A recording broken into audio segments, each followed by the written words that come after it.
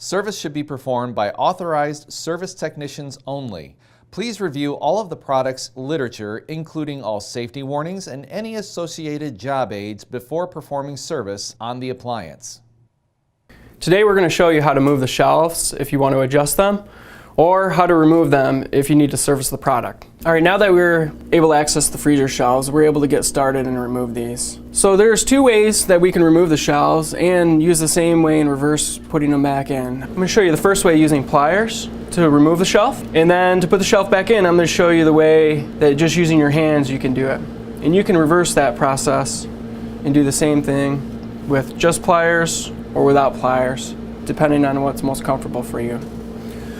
So to remove the shelf, what you need to do is find the center position of the bracket in the wall. Not the upper position, but the center position. And in the center position, on the left side of the refrigerator is an extra slot. So we can simply take these pliers, use these to move the bar over, and this will only move over when you're in the center position, in small steps until it's all the way over and clear of the cabinet. And now we're going to do the same in the back, accessing from either the top or the bottom, whichever is most comfortable. But again, moving the shelves to the center position so that the bar has room to move over. And once both bars are over, you're ready to remove it. You simply put your hands on the bar. There's a groove on the bottom and the front and in the back. And you can just put your fingers there to keep the bars from sliding out.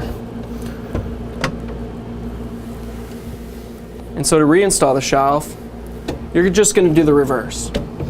Keeping these bars in about the center position, moving it up. And now without pliers, the other way to put this in or to remove it, you want to put your fingers on the groove of the back, either accessing from the top or the bottom until you feel the bar, and push that bar into that cabinet groove in the back until it reaches about halfway. And then go ahead and push that shelf down.